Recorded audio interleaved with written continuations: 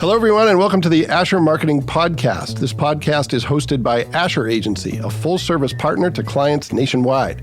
Asher's services include media planning, creative, digital and social, website development, public relations, printing and fulfillment, and more. Anything you need to connect with your prospects and tell your story. To learn more, visit asheragency.com or contact us at hello@asheragency.com. Hello, everyone. My guest is Chad Romey. Chad, how you doing? Great. You? I'm doing great. Thanks for joining us. I appreciate it, especially since you now have 4 kids who are dealing with summer stuff. Is that correct? Yeah, we just got out last week. So. All right. So what are the plans for summer? What are they doing? It seems like we're a lot less involved this summer than we were last. Okay. I think my wife just decided to sign up for fewer camps and just try to go it at home. But we, sports and we got basketball going on, and we got some horse lessons and piano lessons. But 4 is a lot to manage. What I found is, so my son is 23. What I found is you figure out the exact right cadence of how you should handle summer when they go to college. It's like that's when you master it. It's like, I haven't figured out I have all the answers. So maybe you will get there sooner with the practice on 3 before you get there. Well, yeah, and 2 of them really only have activities. I have a 12-year-old and a 10-year-old, and then we have a gap, and so we have a 4-year-old and a 2-year-old. Okay. So they don't have activities yet, but they're going along to all the activities, which I think is probably why we're not doing as many this year. Yeah. Because it's tiring having the little ones it's a lot. And especially the 2-year-old comes with some stuff, accessories and all that stuff. Well, I applaud you for all that. I was the youngest of 4 myself.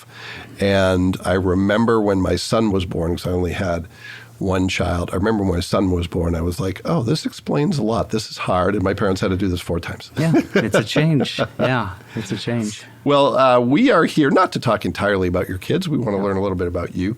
So, Chad, the first thing that I usually ask our guests about is career path. And you're in a career that is sort of determined by your college degree. But I want to start earlier than that. And I'd like to hear, what were you thinking about in terms of potential careers? Were you in middle school and you said, I want to be an attorney, and stuck with that? Or when did you start thinking about what you wanted to do? What did that look like, and where did you go from there? All right. So coming out of high school, I went to Blackhawk Christian. I would say back then, it seemed like a lot of schools weren't hyper-focused on college prep. And I think Blackhawk fit into that. And I think now they've changed that quite a bit. But I didn't really know what I wanted to do. Yeah. I knew my dad's accountant was a super nice guy, and he drove a car that I liked. Yeah. I mean, and I was like, oh, I like that car, and I like math. And accounting really has nothing. It uses numbers, but it's not a math discipline. Correct. It's a rules discipline. Yeah. And so I went to Manchester College, and it's the only place I applied. They had a great accounting program. Yeah. I went off there knowing that I wanted to be an accountant, and soon thereafter realizing I do not want to be an accountant. And 3 of my roommates there were thinking about or going to law school. Okay. And so I thought, you're telling me I don't have to get a job for another 3 years if I go to law school? That's really what it was. I wanted to be a sports agent at that point. Yeah. I wanted to go and represent athletes and be the guy, and that lasted for about a week at law school. But so I went to law school really because I was just influenced by the guys that I was living with. They were going to law school. Okay. And Okay. Well, it's funny you mentioned about accounting, because literally, so I was an accounting major for 1 semester of college, and it was the world's worst college semester ever that any student has ever had because it was accounting. And I ended up as an English major, if that tells you how much of a path it was. But the reason I was an accounting major, in part, was because my high school accounting teacher was a nice guy and drove an MG convertible, and I thought his car was cool. I was like, maybe I want to be an accountant. There we go. So, similar thing. That's how people become accountants. There it is. It is. So you look at your teacher's car. If you like it, ergo, you're an accounting major. So you went to University of Virginia Law School, correct? Yes. So grew up in Northeast Indiana, went to school not far from here for your bachelor's degree. Why University of Virginia? Well, I knew for a fact I didn't want to come back to Indiana. Okay. Yeah. Knew it for a fact. Yeah. And I wanted a school with a national name recognition, and Virginia is a very good school. And I thought, okay, I don't know where I want to be, but this name will travel. Yeah. And so from Virginia, I went and practiced in Atlanta for a year. And what area of law were you in at that time? Transactional business stuff. Okay. Company A buying Company Yep. B, and they have a bunch of lawyers in the middle, reviewing documents. Was this a big firm? It was a very now it's I think a top 30 firm Okay. in the world in Yeah. terms of size. Our office wasn't huge, but they had offices all over the Sure. place. They had a very large entertainment law division, which I wasn't a part of, but I did get to write one letter for Jimmy Buffett. All right. And so Well, there that's you go. my claim to fame. One letter, somebody was using the phrase "cheeseburger in paradise" on their menu, and I got to write a letter. Okay, that was so you got to be the bad guy who took Cheeseburger in Paradise off the menu. yeah. It was it was a fun project. that I Yeah, got to work sure, on. sure. So you're in Atlanta, and you do that for how long? I did it for 13 months. I loved Atlanta. Yeah. I fell in love with the Atlanta Braves. Ah, okay. I hated working in a big firm. Yeah. Hated it. Yeah. Where I got home one night. I was living with a guy I'd gone to UVA with, Virginia with, and I said, Chuck, if they doubled my salary, I would still want to quit. Yeah, yeah. And we quickly determined they weren't going to double my salary. And I was single at the time. Sure. I had been paying my student loans really aggressively that first year because I knew big law firm life wasn't for me. Sure. So you said, I'm going to capitalize on this when I can from a financial standpoint. Yeah, and nobody said, Chad, don't quit. Yeah. Don't quit. I was like, my parents didn't say. Really? And this was 20 years ago at this Sure, point. sure. When my parents didn't say, Chad, what are you doing? Because back then in larger cities, they paid first-year associates at these big firms very well, like overpaid. I was being overpaid. Yeah, well, it was sort of a signing bonus, right? It's like we want to get talented people in the door because once they're here, we expect they'll stay forever. Was that the thinking? It was right before I started. There was like wage wars between these big firms, okay. and so basically, if you went to a particular city, you made a particular amount of money, no matter what firm you worked at. And it had gone.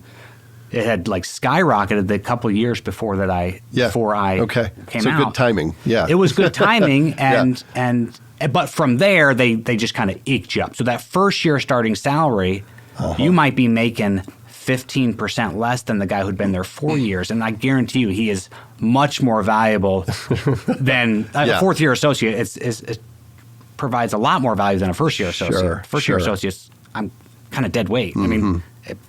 No offense to any first-year associates who are listening to this, but I didn't know what I was doing. You're learning. Yeah, for sure. And so you're being overpaid and just working in a big firm. You're keeping track of your time every 6 minutes, and it just wasn't. It wasn't for me. I didn't have any obligations, so I quit. I moved. When I quit, then I didn't have any income. So quit with no next job. Literally, yeah. Wow. I mean, Okay. that's how bad of a fit a big law firm was for me. I just did not like it at all. So were you self-aware enough to say it's not the practice of law, it's the big firm that I want to work for? Or did you question, maybe I don't want to do any of this? It was, no. I knew that I was never good at office politics. Yeah. And there's a tremendous amount of that, at least in the firm that I was in. I'm sure there's some big firms that are much more enjoyable to work for. I wasn't good at them. I remember one day I was going home. I was early in the process, and I didn't have any work to do. Like, as a first year, you're not generating clients. You're working on somebody else's clients. Yeah. And I was getting ready to go home. It was 5:30 or 6, and one of the secretaries who had been there forever. Yep. And if you are a first-year associate listening to this, listen to the secretary who has been there forever. She knows more than you will ever know. Sure. And she said, "What are you doing?" I said, "I'm going home." She said, "Why are you going home?" I said, "I don't have any work to do." She said, "That doesn't matter." She's like, so it was all about appearances. "Yeah, you need to go back and sit in your office so that people know you're here." I'm like, Yeah.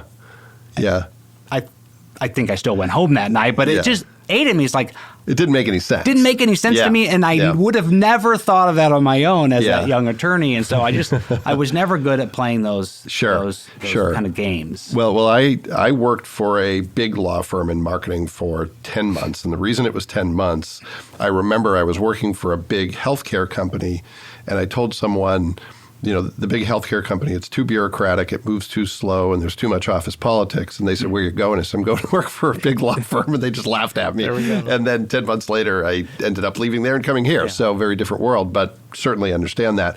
So you are then unemployed with a law degree and experience, but you know you don't want to work for a big firm. So what do you do next? I moved back to Fort Wayne. Okay. Yeah, and so I had stockpiled a little bit of money because again I had my expenses were nothing. You know, so I stockpiled a little bit of money. I moved back home, tried to figure it out. I went to work in a coffee shop.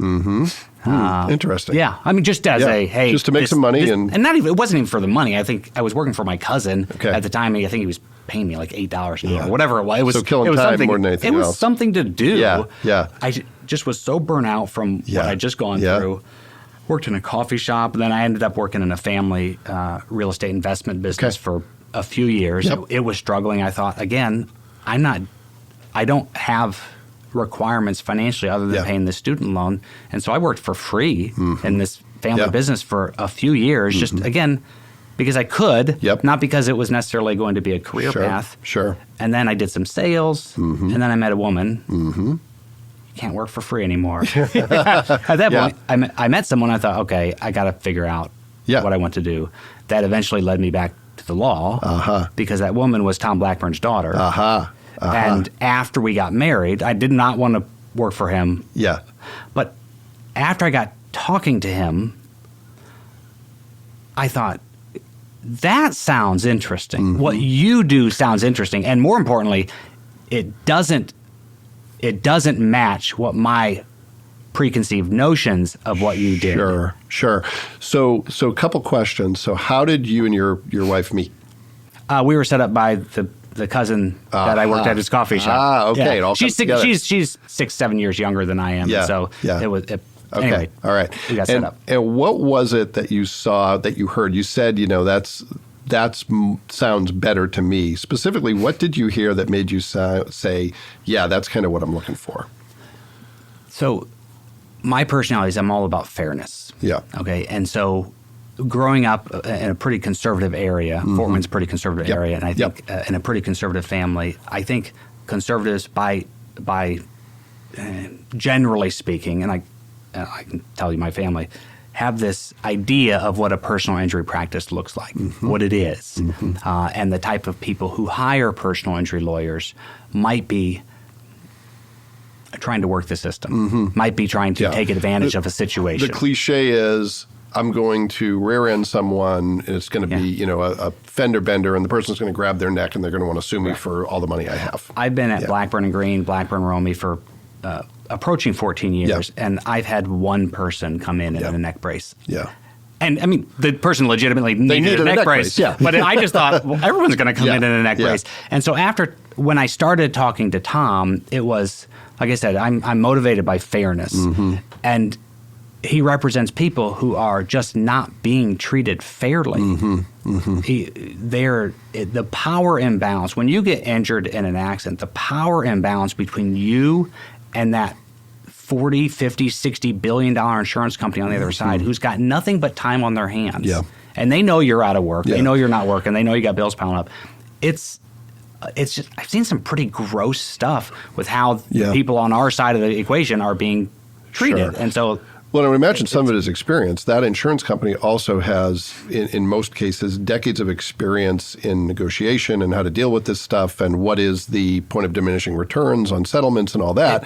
And the average person has none of that. You're coming in, it's the first time you're doing it. It's not necessarily, well, experience is one thing. It's data. Data is the other thing. And so they're not just going in there. State Farm's not shooting from the hip. I mean, they have, it's a very rigorous and complex. Okay, this is how much we're permitted to offer. So, there are insurance companies, they're offering to the penny because that's what their computer tells them they're allowed to offer. They're, again, it's not a guy in the back room, smoking a cigarette and putting pencil to paper. It's a computer telling the adjusters, hey, here's how much you're allowed to offer. And it's based on decades of data that they have. Sure. So you make a decision that maybe this is something I'm interested in.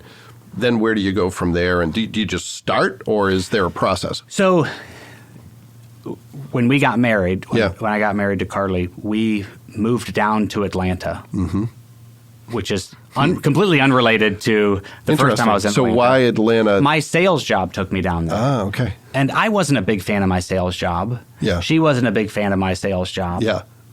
But it was an adventure. You're getting married. You're starting a new city. You're starting new together. Sure. And we got married in Fort Wayne. We flew out from Fort Wayne, flew back into Atlanta. Yep. That was our start of our life in Atlanta. The first day.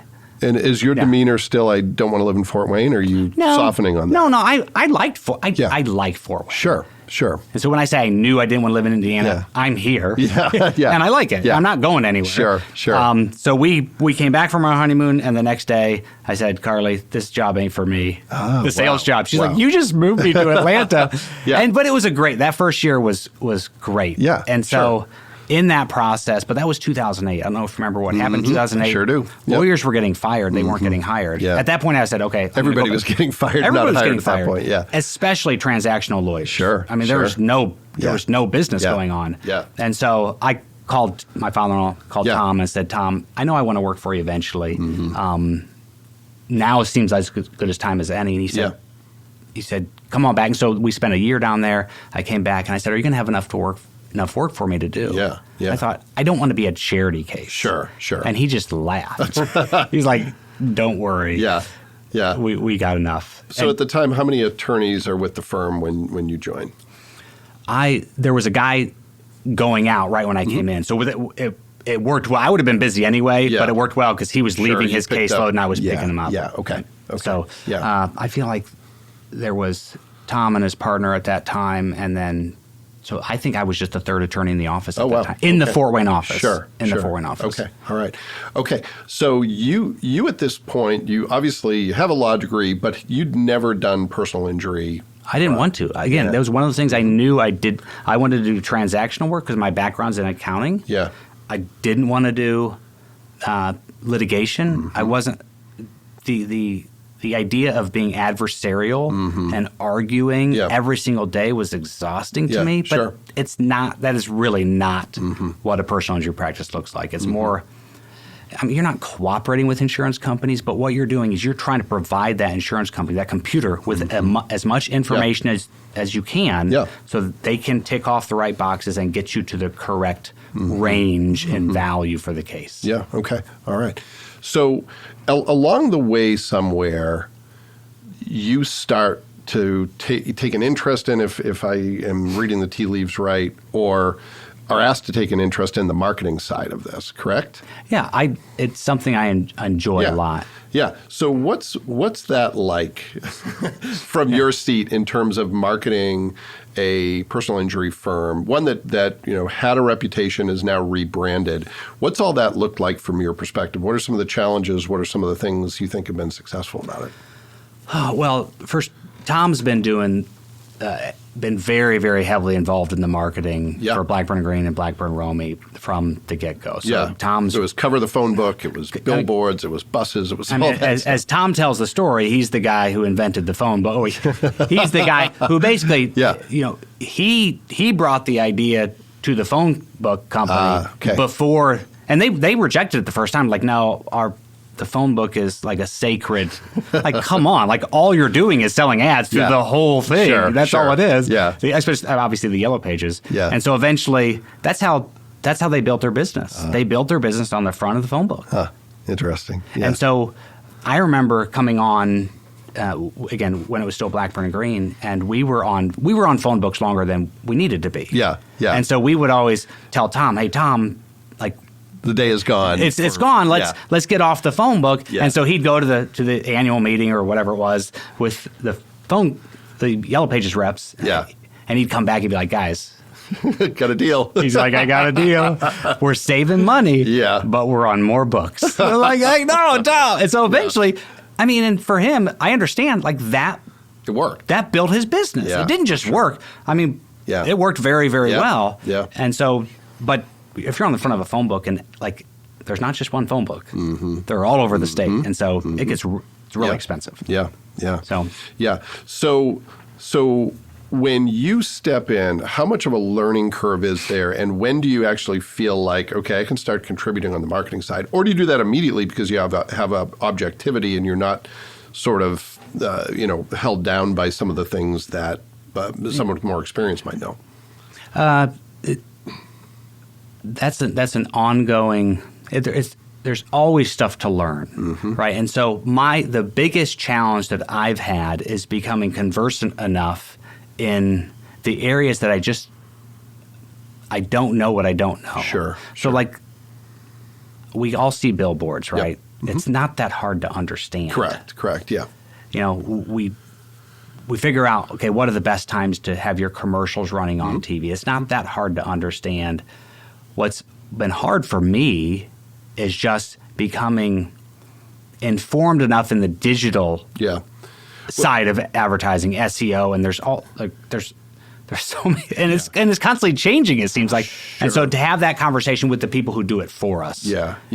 Well, one of the things that when we work with clients, one of the things we say is it's stuff that you could figure out on your own, but it would become your full-time job. So, and individually, understanding billboards individually isn't difficult, but billboards and digital media and TV and radio and all the options therein, and then prioritizing is hard. Yeah. Deciding with this world of seemingly infinite options, what do we actually do with the finite resources we have? And Tom, another component of this is the family relationship we have with the guy who makes the decisions, right? And so, I mean, the firm is called Blackburn Romey, but at no point was it going to be considered to be called Romey Blackburn, right? So, which is fine. And that's, I mean, say that in jest. Yeah. So he does take input, but he's also been doing this a very, very, very long time. Yeah. And so sometimes I just have to poke him a little bit to say, hey, think about it this way, and not to say my idea is better. It's just I want my idea to be, well, and honestly, in 2023, it's all an experiment. Ideally, it's an informed experiment. Yeah. Ideally, it's an educated experiment. But there's so many options now. In order to figure out what's going to work, you have to make smart decisions and then try stuff and say what worked, what didn't. And Tom has been very good at that. So even though we were on Yellow Pages a long time, and we kind of poke him about that, he is not afraid to try. Yeah. Hey, we have, because it's a very our field is very competitive. Oh, yeah, for sure. Very competitive in terms of advertising dollars. How do you spend it? Yeah. And you don't want to burn 30% of your budget on something that's not working. And so you just have to be aware of what everyone else is doing and figure out how do we match that or beat that or. Yeah. So how do you find the time for the more administrative stuff while you're also practicing law and serving clients? How does that fit into your work day, your work week? Well, you've kind of touched on it a little bit. You could learn how to do this, but it's just going to take all your time. And so my personality is very, very, this is a very hard part for me, is to figure out, do I need to be looking at the how or the who? So if I got a project, do I need to figure out how to do it or do I need to figure out who should be doing it? For sure. So on stuff, digital that's in theory, it's a how, but it's a definite who. Who do we want to be doing all of that stuff for us? And so your first question was, how do you figure out all the time?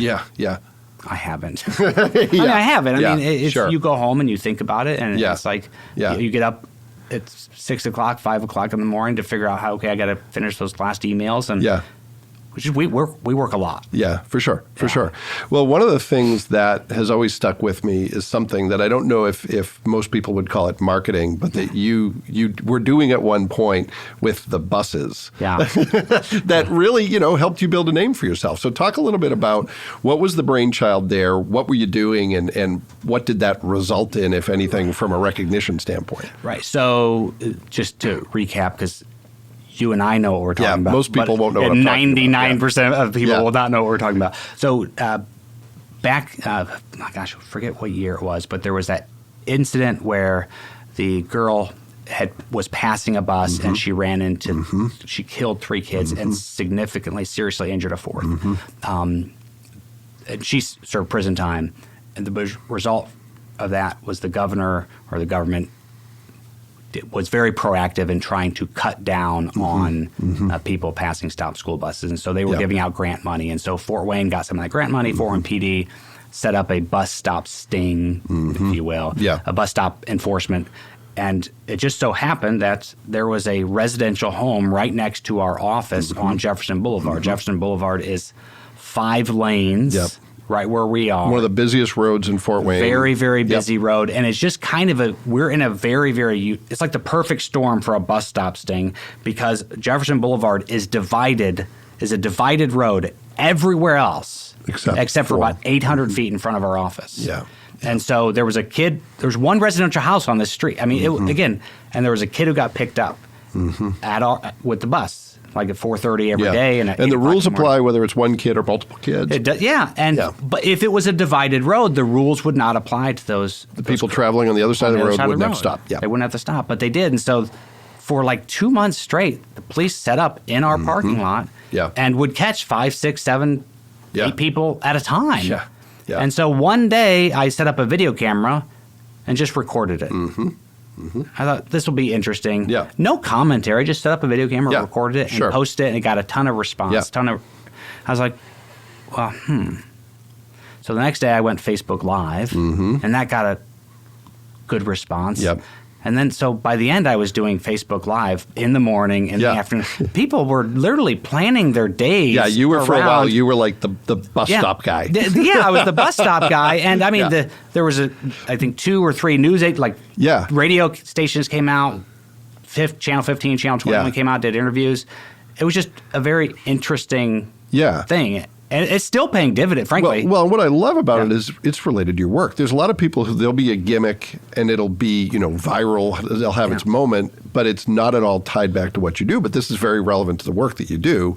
So it's sort of a talking point for, hey, ultimately our job is to keep people safe and make sure that they don't get themselves in a situation where they're up against an insurance company. We protect them when they do, but here's a way to avoid the problem altogether. This was it was fun because we tried to have fun with it. It wasn't. Yeah, sure. We did a lot of commentary, and I'm not saying we isn't. It was me. I did a lot of commentary. I'm not sure. I don't refer to myself as we. You only refer to yourself as Chad Romey, right? Yeah, then, the third person. Yeah, and then the house. Somebody tore the house down. Yeah. So there will be no. All the kids are safe, but my Facebook Live career is in a shambles. Yeah. Because we haven't done one for a few years yet. Yeah, no, well, it's something that's always stuck with me. I thought it was interesting and always wanted to kind of hear your side of it. So talk, if you would, about some of the things, obviously sharing only what you can share, that you're working on related to the marketing side. What are some of the things you're doing as you're building this brand while also serving clients? What are some of the things that are your top priorities right now from a marketing standpoint? Marketing. So just got back from a conference down in New Orleans where it was all about marketing and management.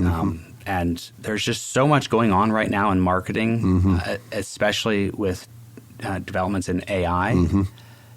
That's another one of those areas where I don't know what's going on. Sure. Right. So I'm trying to completely immerse myself in the new technology that's out there, artificial intelligence, so that I can have the conversation with when we figure out who the who is. Yeah. I want to know a little bit about the how so I can figure out the who. So who actually knows what they're talking about. Yeah. Right. And there's just so many different tools now that you can use to and it's all about creating content. You want to be out there on social so that people will see you as a real person and because personal injury law firms, I mean, you see our commercials and our commercials are very, very serious. We do not joke around in our commercials. Sure. I mean, I think just recently we convinced Tom we should be allowed to smile in our commercials. Yeah. So that's a industry trend, though. If you drive by most law firm billboards, there's not a lot of smiling on the billboard. A couple guys do, and they're smiling, and they're always smiling. Yeah. Then some firms just never smile. Yeah, for sure. So you're looking at AI, and how can that help accelerate things and feed the content beast? What are some other things you're looking at? Oh gosh, from a digital standpoint, and when I look at social, I used to be of the mindset that, hey, I can create this community of. I don't think that's realistic for personal injury firms. I think I can do it personally. Yeah. It's just a matter of having the time to do it. Sure. But when I look at there's a very, very large personal injury law firm that has just come into Indiana, but they're in a billion. If there were a billion states, they'd be in a billion minus one. They're in all of them. I think their advertising budget is. I'm not kidding you. It's probably 9 figures. It is an enormous. Yep. When I look at their social media, they're getting 2, 3, 4 interactions. Yep. People just don't care to interact with and it's the popular thing on social is engagement. Yeah. They're not getting engagement unless they do. And occasionally they do. Yeah. They're probably paying for top of mind awareness is what they're doing. And that's what you're doing. And so I used to think this, hey, we're going to produce enough content that people will want to be on our – no one's going to want to come to a personal injury law firm's social media. Yeah. And so what I'm trying to do is to figure out how to produce that type of content kind of individually. Yeah. You know, Chad will do it, Chris will do it. Yeah. So, Tom ain't going to do it, but – So how do you differentiate yourself in that competitive environment? What you have an opportunity as not a new firm, but a new brand to kind of plant a flag and say, this is what we're about. How do you do that as a law firm when you're competing with entities that are in, a million minus one states? Yeah. Well, there are what we're trying to do is position ourselves as local, and not just trying to. We are local, and so we try to be as involved as we can in local causes, and so we'll get involved in a variety, and we have this on our website, a variety of different charities. Not only with our time, but with our money. Sure. And so that really does help us, and it's the important part of then, from a marketing standpoint, is making sure that we're telling that story. If we're going to be doing it, we should be telling the story. Well, and that's a good place for social to come in, right? To tell the story of how you're giving back to the community, how you're involved in the community. Because while that might not lead to a lot of engagement, it's a place where people, I think, they want to see that content from brands. Yeah. And it doesn't necessarily compete with your main message of we're a really great personal, injury firm, and we can help you there too. And being local it's a delicate balance of how you advertise. When we've had multiple times where smaller firms have referenced us in their ads, not by name, but you know who they're talking about. Why do you need a man with a motorcycle? Yeah, something like that. You know. Yeah. And when you're a bigger firm, you don't punch down. Correct. I mean, these are still very, very fine lawyers, but you don't reference the other law firm in your advertising. Yeah, and so, Avis always says number 2 in trying harder. Hertz doesn't mention Avis. Yeah, exactly. Yeah. And so if I can use a very dated reference, by the way. Yeah. So we like to position ourselves as the local choice. Yeah. Not just because, hey, you should support local, and that's the noble thing to do. I believe it provides a tremendous amount of value to your case that you're getting somebody who works with the judges and the lawyers. Not that the judge is going to give me a deal because but you understand them better. I understand how they think. I know where the courthouse is. Yeah. Right? Yeah. I know where and you kind of chuckle. There are firms who advertise very, very heavily in our area who don't have a single active lawsuit in our county. And some people say, well, that's good. They're not suing people. If you are practicing in this field, you will have files in litigation. You will be suing people. Yeah. And if you hiring a lawyer who doesn't have a single active lawsuit in your county, there's reasons that you should reconsider. Yeah, for sure. Yeah. And so, but it's hard to say. I can say that here because we're kind of talking informally. You can't say that on your TV. You can't put that in an ad. No, you can't. Yeah. Well, I think it's implied, we're local and, we're also good. And if you combine those two things, maybe there's something. And so those are the kind of areas that you can kind of talk about that in social. You can touch on that to say, hey, these are the reasons why you'd want to consider hiring somebody who knows all the defense attorneys. Yeah. Right. Yeah. And video content is a place where you can do that and have it reside on your website and say, we're going to tell you some little stories that, if you're researching us, you're taking the time to look us up, maybe that's the one you hit on and it's the difference maker. But as you well know, you got to put a lot of messages out there for the one that you need to hit the right person to hit them at the right time. And, it's somewhat of a crapshoot. It's not entirely luck, but Right. there's some luck involved. No, absolutely. Yeah. All right. Well, let's pivot to a few quick questions and take as long with your answers as you'd like. But career advice. What have you learned? You've done some interesting things, leaving what many people would consider a great job to take a risk and say, I don't want to do this. I don't know what I want to do, but I'm going to figure that out. You've had now a successful career with the same entity for a while. What have you learned along the way? Maybe you'd share it with your kids. Maybe you'd share it with someone who's just getting started out in the practice of law. What's your best advice from a career standpoint?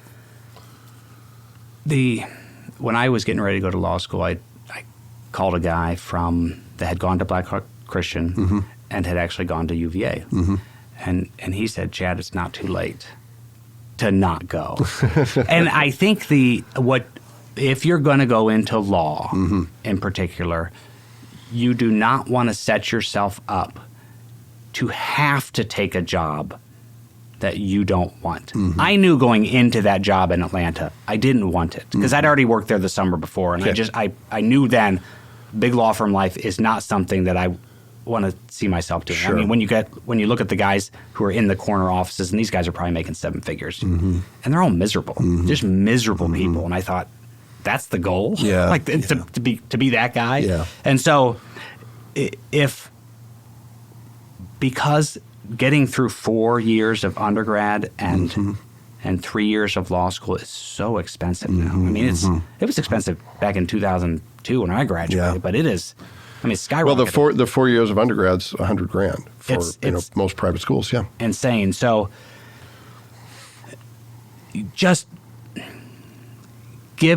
be open to all sorts of, be open to all sorts of ideas. And then my wife is not going to let me give this advice to our kids. Don't be afraid to take time off in between high school and college. I think it's probably a path that a lot of people don't consider because this is just what you do. Yeah. But to get your footing of figuring out who you are, really where you want to be, because your investment is you're talking about 6 figures of investment, especially if you're going to go to a professional school. Yeah. You're talking about $200,000, $300,000 worth of educational expenses. Yeah. All that to say, if you think you want to work in a big law firm, big office, call me. Yeah. It's for some people. It was not for me. Yeah. Yeah. No, I think that's fair. And, the adage about college is that you're going to learn a career path while in parallel learning who you are. It would be great if you could do the latter first and then say, okay, now that I understand myself better. There's no perfect way to do it. Yeah, for sure. When I went to Manchester knowing that I wanted to be an accountant, I got 2 degrees in accounting. I got a master's in accounting. I sat for the CPA exam. Yeah. I never picked up a calculator after that, right? Yeah. So Well, I tell my son just finished or is close to finishing at Ball State, and he's going through a little bit of a struggle like, ooh, I studied this, and now what if it's not what I want to do? And I told him, I said, welcome to adulthood. That's everybody. And I think there's actually more people I know who aren't using the specific thing they studied in college than who are. So I think that's very much of a piece with what you're saying in that it's okay to take a different path because most people don't have it figured out. And the component that neither one of us touched on is I don't know what work life is going to look like because we're talking about AI. I don't know which jobs are going to be meaningless for sure. that. Or I know there are going to be certain types of lawyers that they're just not going to be needed anymore because of development in technology and we're still at the beginning phases, but 20 years from now, I don't know what it's going to look like. Yeah. Well, I'm older, maybe significantly older than you. The internet for me was a post-college phenomenon. I did not get on the internet until 1994 and I finished college in 93. Now my job is the internet. That's my job. Yeah. So, you can't prepare for that specifically, but I think you can prepare philosophically for where I begin my career is not where I'm going to end. So I need to be flexible. I need to be a continuous learner, and I need to be open to possibilities that aren't necessarily what I planned. Yeah. Yeah. All right. Second quick question. This one might be easy. What are some myths or misconceptions about the work that you do that you would like to clear up? Yeah. So it was, and I can say they're myths or misconceptions because I bought wholeheartedly into all of them. That the people that I meet that come in to hire me, they don't want to be there. They're not like, oh my gosh, I've done it. This is my lucky break. I've made it. And so, but I have had so many people apologize just for being there because they grew up with the mindset of what I'm doing. There's something morally wrong with pursuing a claim against an insurance company, and there's something noble about letting the insurance company keep their money. I couldn't disagree more. There's nothing noble. If you get injured and you have medical bills and you're out of work and you have injury that lasts with you for a short period of time or ongoing, what the insurance company can't do is press their, hey, we're going to reverse time. Now you've avoided the accident. Every one of my clients would choose that. Every single one. I've never had a client who's looked at a large check, and some of them have been very, very large. They've never looked at it and said, this was worth it. I would do that again. I hope this happens to the other side of my body. All right. I had a trial last year. The offer was very, very low. In big insurance company, the offer was very low. And it was and they wouldn't even go to mediation. Like they said, hey, we don't think your client, we don't believe your client. And my client was as likable as you could get. She was just in a minor accident, and she was just that small percentage of people that didn't get better. And the jury came back and awarded her a ton of money. I would have probably 99 times out of 100, it would have been less than that. She got a lot of money, and she looked at me and she said, is that all? And she wasn't being greedy. She was saying, I have 30 more years to live with this. And that's all they think it's worth. And so it wasn't I wanted more money. It was like is this what my life is worth? And so that is the misconception is that people are trying to make a buck off something they don't deserve. They didn't deserve to go through it. The law, unfortunately, only provides money compensation for damages. No, that's really great perspective. Okay, a less heavy one. In terms of the work you do, what's something you use? It could be a tool, a tip, a trick, a hack. It could be something that seems pretty obvious. It could be something not so obvious that you think doesn't get enough appreciation. Well, I don't know if it's going to work yet, and we talked about it a little bit before this. With so many jobs now, we just get inundated with emails. I mean, it's a constant barrage of emails, and so I'm trying something new in my signature, which basically and professionally says, "Don't email me back." Basically, hey, don't say thanks to me. Don't say, "Okay, I got your email." Save your 5 seconds. Save my 5 seconds, because if another 50 people do that to me today, that adds up, and so I don't know how it's going to work. I don't know. Obviously, I'm not going to say that to a client. But to an adjuster, don't. 100%. Well, and I think it's in how you say it, right? I'm kind of famously here at Asher, I'm someone who is known for answering 3-paragraph emails with words like yes or no, because and that's how you don't have a choice. It's if I do that, then I can get through the next 5 emails. If I don't, I'm taking those home or taking them home on the weekend. But I like the spirit of that. I would love to hear how that experiment Well, I let works. ChatGPT give me the AI give me a bunch of varieties of it, and none of them are perfect. Because the ones that because I want to say it nicely, but the ones that say it nicely are really long. And no one's going to read them. No one's going to read them. Especially if they're buried in the signature. People are going to, especially if you're an attorney, because people think it's a disclaimer of something. So it's going before my name. Before my name is, if you want to say thanks, don't. Well, I think it's fair that that's the beginning of the email, to say, hey, I understand it's well-intentioned that you want to do this stuff, but stop. Let's all of us stop right now and see how that works. If we all stop doing that, or replying all. So correct. Yes. There's all sorts of different ways, and I'm on this learning adventure to try to figure out how do I streamline my email. Just something as simple as if you're sending out an email blast, you put the everyone in the BCC rather than to the to, because if they're in the BCC, you're not going to get the Everyone, reply all. Yeah. no one replies all. Well, Yeah. they can't. Yeah. Unless they really want to add everybody to it. And Yeah. Don't be that guy. Yeah, well, Yes. I am personally fascinated in how this experiment goes. Yes. So please report back and let us know. Yeah. All right. Well, Chad, thanks for that, and thanks for being on the Asher Marketing Podcast. Thank you. We appreciate it.